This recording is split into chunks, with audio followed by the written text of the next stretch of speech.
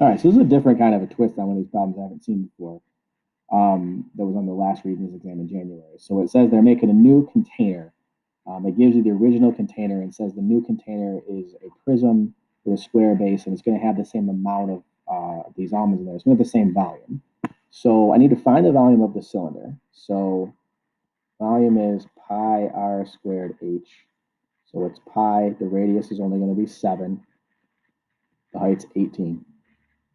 All in centimeters, so no need to change any units there. So pi times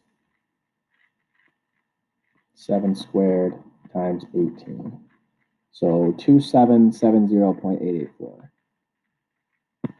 2770.884. So that's my volume. My new shape is going to have a height of 16. The base is a square, so I don't know those two.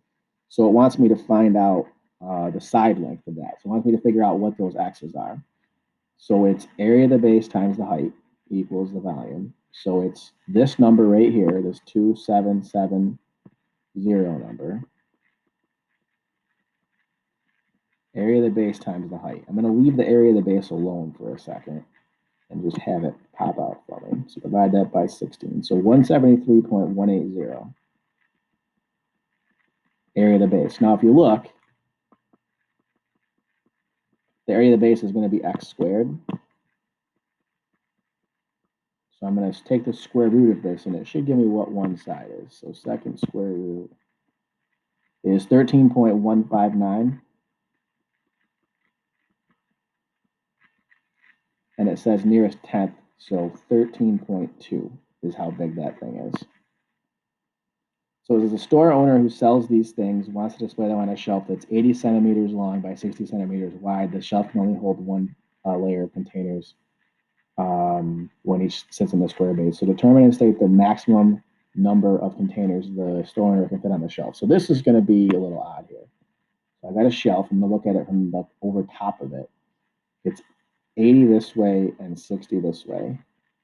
These little boxes are 13.2 and 13.2. So I just want to figure out how many fit going along this way.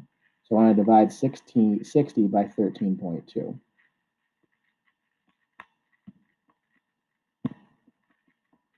It means I can fit 4 that way.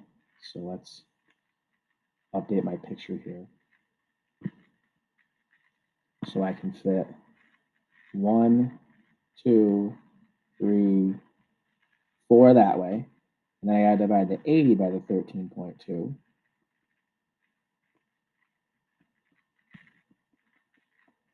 It means I can fit 6 that way. So 1, 2, 3, 4, 5, 6. So that means I have 6 this way and 4 this way. So I can multiply those together, meaning I can fit 24 total boxes on that shelf. Different kind of a problem that I haven't seen before, but again, just kind of applying things that we've had to do in the past.